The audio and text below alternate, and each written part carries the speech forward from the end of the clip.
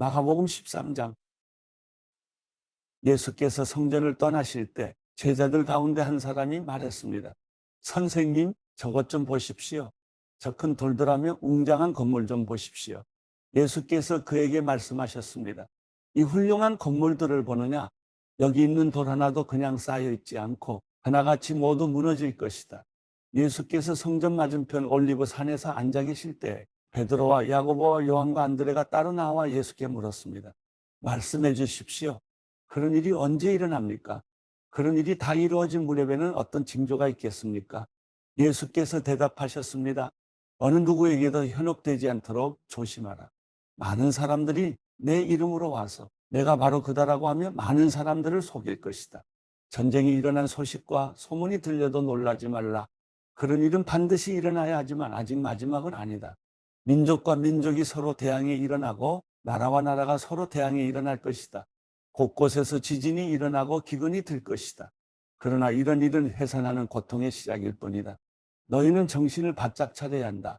너희는 법정에 넘겨지고 회당에서 매질당할 것이다. 그리고 나로 인해 왕과 총독들 앞에 서서 그들에게 증언하게 될 것이다. 먼저 복음이 세상 모든 민족에게 전해져야 한다. 너희가 붙잡혀가서 재판을 받게 될 때 무슨 말을 할지 미리 걱정하지 말라. 때에 맞게 너희에게 주시는 말만 하면 된다. 말하는 것은 너희가 아니라 성령이시다.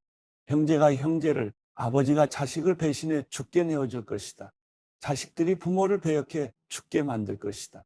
모든 사람들이 나로 인해 너희를 미워할 것이다. 그러나 끝까지 견디는 사람은 구원받을 것이다. 멸망하게 하는 가증한 것이 있어서는 안 될 곳에 서 있는 것을 보면 읽는 사람은 깨달아라. 유대에 있는 사람들은 산으로 도망가라. 자기 집 지붕 위에 있는 사람은 거기서 내려오지 말고 물건을 가지러 집 안으로 들어가지 마라. 들에 있는 사람은 겉옷을 가지러 돌아가지 마라. 임신한 여인들이나 젖 먹이는 어머니들에게는 그날들이 얼마나 끔찍할지 모른다. 이런 일이 겨울에 닥치지 않도록 기도하라. 그때가 환난의 날들이 될 것이기 때문이다.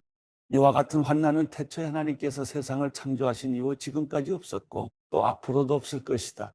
주께서 그날들을 줄여주시지 않았더라면 아무도 살아남지 못할 것이다. 그러나 주께서는 자신이 택하신 사람들을 위해 그날들을 줄여주셨다. 그때 누가 너희에게 보라, 여기 그리스도가 있다. 보라, 그리스도가 저기 있다라고 해도 믿지 말라. 가짜 그리스도들과 가짜 예언자들이 나타나 표적과 기사를 보이면서 가능한 한 택함 받은 사람들까지도 미혹할 것이다. 그러므로 정신을 바짝 차리라. 그때가 오기 전에 이 모든 것을 너희에게 미리 일러두는 것이다. 그러나 환난이 지나가면 해가 어두워지고 달이 빛을 내지 않을 것이며 별들이 하늘에서 떨어지고 하늘의 세력들이 무너질 것이다. 그때 사람들은 인자가 큰 권능과 영광 가운데 구름을 타고 오는 것을 볼 것이다. 그때 인자가 천사들을 보내 택함 받은 사람들을 땅 끝에서 하늘 끝까지 사방에서 모을 것이다. 무화과 나무를 보고 배우라. 그 가지가 연해지고 새잎이 돋으면 여름이 가까이 왔음을 안다. 이와 같이 이런 일들이 일어나는 것을 보면 그때가 바로 문 앞에 가까이 온 줄을 알라. 내가 너희에게 진실로 말한다. 이 세대가 지나가기 전에 이 모든 일이 일어날 것이다. 하늘과 땅은 없어질지라도 내가 한 말들은 결코 없어지지 않을 것이다. 그 날짜와 그 시각은 아무도 모른다. 하늘의 천사들도 모르고 아들도 모른다. 오직 아버지만 아신다. 정신을 바짝 차리라. 항상 깨어 있으라. 그때가 언제 올지 알지 못하기 때문이다. 그것은 여행을 떠나는 사람에 비유할 수 있다. 사람이 집을 떠나면서 자기 종들에게 권한을 주고 각 사람에게 할 일을 맡기고 자기 문지기에게 집을 잘 지키라고 명령하는 것과 같다. 그러므로 너희는 항상 깨어 있으라. 집주인이 언제 돌아올지, 곧 저녁이 될지, 한밤이 될지, 새벽이 될지, 아침이 될지 모르기 때문이다. 그가 갑자기 돌아와 너희가 자고 있는 모습을 보게 되는 일이 없도록 하라. 내가 너희에게 하는 이 말은 모든 사람에게 하는 말이니 깨어 있으라. 마가복음 14장. 유월절과 무교절이 되기 이틀 전이었습니다. 대제사장들과 율법학자들은 어떻게 예수를 체포해 죽일지 궁리하고 있었습니다. 그들은 백성들이 소동을 일으킬 수 있으니 명절에는 하지 말자라고 말했습니다. 예수께서 베다니 마을에 나병 환자 시몬이라는 사람의 집에서 식탁에 기대 먹고 계시는데 한 여인이 값비싼 순수한 나드 향유 같은 옥합 하나를 가져왔습니다. 그리고 그 여인은 옥합을 깨뜨려 향유를 예수의 머리에 부었습니다.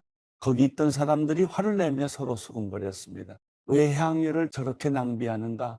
저것을 팔면 300데나리온은 좋게 될 텐데 그 돈을 가난한 사람들에게 주었으면 좋았을 것을. 그러면서 그들은 여인을 심하게 나무랐습니다. 예수께서 말씀하셨습니다. 가만두어라. 어찌 이 여인을 괴롭히느냐? 이 사람은 내게 좋은 일을 했다. 가난한 사람들이야 항상 너희 곁에 있으니 너희가 원하기만 하면 언제든지 도울 수 있지만 나는 너희 곁에 항상 있는 것이 아니다. 이 여인은 자기가 할 수 있는 일을 했다. 내 몸에 향유를 부어 내 장례를 미리 준비한 것이다. 내가 너희에게 진실로 말한다. 온 세상 어디든지 복음이 전파되는 곳마다 이 여인이 한 일도 전해져서 사람들이 이 여인을 기억하게 될 것이다. 그때 12 제자 가운데 하나인 가룟 유다가 예수를 배반해서 넘겨줄 심산으로 대제사장들에게 갔습니다. 그들은 유다의 말을 듣고 무척 기뻐하며 그에게 돈을 주기로 약속했습니다. 그래서 유다는 예수를 넘겨줄 기회를 엿보았습니다. 무교절 첫날 6월절 양을 잡는 날에 제자들이 예수께 물었습니다. 우리가 주를 위해 어디에 가서 6월절 음식을 준비하는 것이 좋겠습니까? 그러자 예수께서 제자 2 사람을 보내시며 말씀하셨습니다. 성 안으로 들어가면 물동이를 메고 가는 사람을 만날 것이다. 그를 따라가거라. 그가 어디로 들어가든지 그 집주인에게 선생님께서 제자들과 함께 6월절 음식 먹을 방이 어디냐고 물으십니다라고 말하라. 그가 잘 마련해 놓은 넓은 다락방을 보여줄 것이다. 거기에다 우리를 위해 음식을 준비해두라. 제자들이 떠나 성 안으로 들어가 보니 모든 것이 예수께서 말씀하신 그대로였습니다. 그리하여 그들은 6월절을 준비했습니다. 그날 저녁이 되자 예수께서 12 제자들과 함께 그 집에 도착하셨습니다. 함께 식탁에 기대어 음식을 나누는 동안 예수께서 말씀하셨습니다. 내가 너희에게 진실로 말한다. 너희 가운데 하나가 나를 배반할 것이다. 그가 지금 나와 함께 먹고 있다. 그들은 슬픔에 잠겨 한 사람씩 예수께 물었습니다. 설마 저는 아니지요? 예수께서 대답하셨습니다. 12명 가운데 한 사람이다. 지금 나와 한 그릇에 빵을 찍어 먹는 사람이다. 인자는 자신에 대해 성경에 기록된 대로 가겠지만 인자를 배반하는 그 사람에게는 화가 있을 것이다. 그는 차라리 이 세상에 태어나지 않았더라면 좋았을 것이다. 그들이 음식을 먹고 있는데 예수께서 빵을 들고 감사 기도를 드리신 후 떼어 제자들에게 나눠주며 말씀하셨습니다. 이것을 받으라. 이것은 내 몸이다. 그러고 나서 예수께서는 잔을 들고 감사 기도를 드리신 후 제자들에게 주셨습니다. 그러자 그들 모두 받아 마셨습니다. 예수께서 그들에게 말씀하셨습니다. 이것은 많은 사람을 위해 흘리는 내 피, 곧 언약의 피다. 내가 너희에게 진실로 말한다. 내가 하나님 나라에서 새 포도주를 마시는 그날까지 포도나무에서 난 것을 다시는 마시지 않을 것이다. 그들은 찬송을 부른 뒤 올리브 산으로 향했습니다. 예수께서 그들에게 말씀하셨습니다. 너희는 모두 나를 버릴 것이다. 성경에 이렇게 기록되어 있다. 내가 목자를 치린 양떼가 흩어질 것이다. 그러나 내가 살아난 후에 너희보다 앞서 갈릴리로 갈 것이다. 베드로가 장담하며 말했습니다. 모든 사람이 주를 저버린다 해도 저는 그렇게 하지 않을 것입니다. 예수께서 대답하셨습니다. 내가 내게 진실로 말한다. 오늘 밤 닭이 2번 울기 전에 내가 나를 모른다고 3번 부인할 것이다. 그러나 베드로는 힘주어 말했습니다. 주와 함께 죽을지언정 결코 주를 모른다고 하지 않을 것입니다. 다른 모든 제자들도 같은 말을 했습니다. 그들은 겟세마네라는 곳으로 갔습니다. 예수께서 제자들에게 내가 기도하는 동안 여기 앉아 있으라 하시고 베드로와 야고보와 요한만 따로 데리고 가셨습니다. 그리고 매우 근심에 잠겨 괴로워하셨습니다. 예수께서 그들에게 말씀하셨습니다. 내 마음이 너무 괴로워 죽을 지경이다. 너희는 여기 머물러 깨어 있으라. 예수께서는 조금 떨어진 곳으로 가셔서 땅에 엎드려 할 수만 있다면 그 순간이 그냥 지나가게 해주십사 기도하셨습니다. 예수께서 말씀하셨습니다. 아버지여, 아버지께는 모든 일이 가능하시니 이 잔을 내게서 거두어 주십시오. 그러나 내 뜻대로 하지 마시고 아버지의 뜻대로 하십시오. 그러고 나서 제자들에게 돌아와 보시니 그들은 자고 있었습니다. 예수께서 베드로에게 말씀하셨습니다. 시몬아, 자고 있느냐? 내가 1시간도 깨어있지 못하겠느냐? 시험에 들지 않도록 깨어서 기도하여라. 마음은 간절한데 육신이 약하구나. 예수께서는 다시 한번 가셔서 똑같은 말씀으로 기도하셨습니다. 그러고는 다시 오셔서 보시니 그들은 또 잠이 들어 있었습니다. 제자들이 너무 졸려 눈을 뜰 수 없었던 것입니다. 그들은 예수께 무슨 말을 해야 좋을지 몰랐습니다. 예수께서 세 번째 그들에게 돌아오셔서 말씀하셨습니다. 아직도 졸며 쉬고 있느냐? 이제 됐다. 때가 왔구나. 보라, 인자가 배반당해 죄인들의 손에 넘겨지게 됐다. 일어나라, 가자. 저기 나를 배반할 자가 오고 있다. 예수께서 아직 말씀하고 계시는데 12 제자 가운데 하나인 유다가 나타났습니다.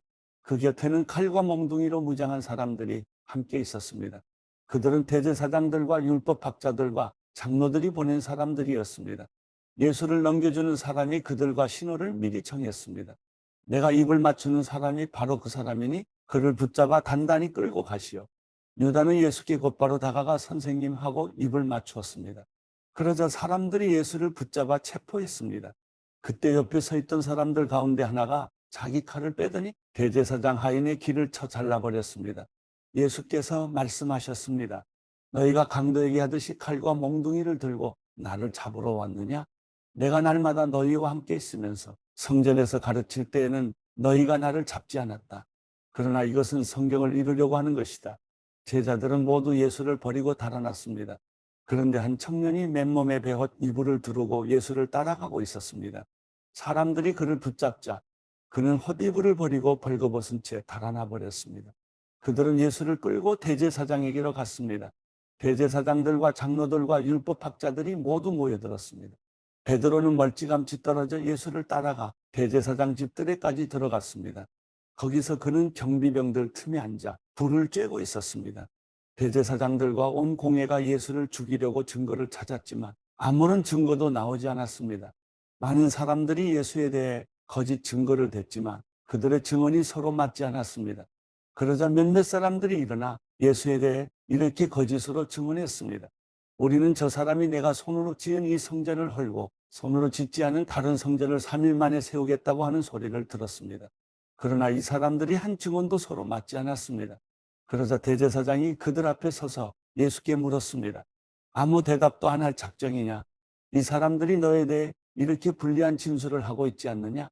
예수께서는 묵묵히 아무런 대답도 하지 않으셨습니다. 대제사장이 다시 물었습니다. 내가 찬송받으실 하나님의 아들 그리스도냐? 예수께서 대답하셨습니다. 내가 바로 그다. 너희는 인자가 전능하신 분의 오른편에 앉아 있는 것과 하늘 구름을 타고 오는 것을 보게 될 것이다. 대제사장은 자기 옷을 찢으며 말했습니다. 더 이상 무슨 증인이 필요하겠소? 하나님을 모독하는 저 말을 여러분이 들었는데 어떻게 생각하시오? 그들은 모두 예수가 사형을 받아야 마땅하다고 정죄했습니다. 어떤 사람들은 예수께 침을 뱉었습니다. 또 예수의 얼굴을 가리고 주먹으로 때리며 말했습니다. 누가 때렸는지 예언자처럼 맞춰보아라. 경비병들도 예수를 끌고 가 마구 때렸습니다. 베드로가 집 안뜰 아래쪽에 있는데 대제사장의 하녀 하나가 다가왔습니다. 하녀는 불을 쬐고 있는 베드로를 보고 가까이서 자세히 살펴보더니 말했습니다. 당신도 나사렛 예수 완패지요. 그러나 베드로는 부인했습니다. 내가 지금 무슨 말을 하는지 나는 알지도 못하고 깨닫지도 못하겠다. 그리고 베드로는 문 밖으로 나갔습니다. 그 하녀가 거기서 베드로를 보고 둘러서 있던 사람들에게 다시 말했습니다. 이 사람도 저들과 한패예요. 베드로는 다시 부인했습니다. 조금 있다가 옆에 서 있던 사람들이 베드로에게 말했습니다. 너도 분명 저들과 한패가 틀림없어. 갈릴리 사람이잖아. 그러나 베드로는 저주하고 맹세하며 말했습니다. 나는 당신들이 말하는 그 사람이 누군지 알지 못하고 바로 그때 달기 2번째 울었습니다.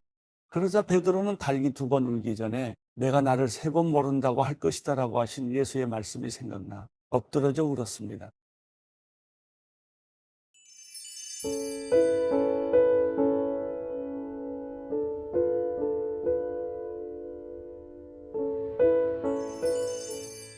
시편 132편. 여호와여, 다윗과 그가 당한 모든 어려움을 기억하소서. 그가 여호와께 맹세했습니다. 야곱의 전능하신 분께 소원했습니다. 내가 내 집에 들어가지도 잠자리에 들지도 않고 내 눈이 잠들지도 내 눈꺼풀이 졸지도 않겠습니다. 내가 여호와를 위한 곳, 야곱의 전능하신 하나님이 계시는 곳을 찾을 때까지 말입니다. 그곳이 에브라다에 있다는 말을 듣고 나무들이 무성한 들판에서 찾았습니다. 우리가 그분이 계신 곳에 가서 그분의 발 앞에서 경배를 드릴 것입니다. 여호와여, 주와 주의 능력이 언약궤는 일어나 쉬실 곳으로 들어가소서. 주의 제사장들은 의로 옷 입고 주의 성도들은 기뻐 외치게 하소서. 주의 종 다윗을 위해 주의 기름 부음 받은 이를 외면하지 마소서. 여호와께서 진심으로 다윗에게 맹세하셨으니 번복하지 않으실 것입니다. 내 몸에서 나온 것 가운데 하나를 내가 내 왕좌에 앉히리라. 만약 내 자녀들이 내 언약을 지키고 내가 가르칠 교훈을 지키면 그들의 자녀들도 내 왕좌에 영원히 앉게 되리라고 하셨습니다. 여호와께서 시온을 선택하셨고 주께서 계실 곳이 되기를 바라셨습니다. 이곳이 영원토록 내 안식처가 되리라. 내가 여기 있을 것이다. 내가 그것을 바란다. 내가 시온에게 먹을 것이 많도록 복을 주어 성에 가난한 사람들이 배부르게 먹게 할 것이다. 또한 제사장들에게 구원의 옷을 입힐 것이니 성도들이 기뻐 외치리라. 여기 내가 다윗을 위해 뿔에 싹이 트게 하리니 내가 기름 부은 이를 위해 등불을 세워두었다. 그의 적들에게는 내가 수치의 옷을 입힐 것이나 그는 머리 위에 면류관으로 찬란히 빛나리라.